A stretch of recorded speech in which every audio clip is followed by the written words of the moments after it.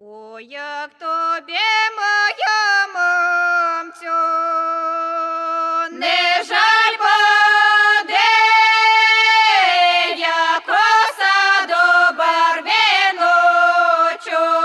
цвісти буде. Будуть мої подруженьки вінки плести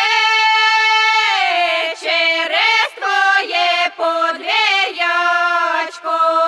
будуть нести.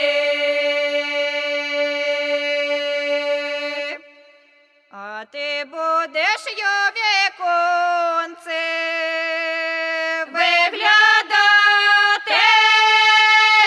будуть тебе дрібні сльози й омивати. А ти вийдеш в рітечко й оченя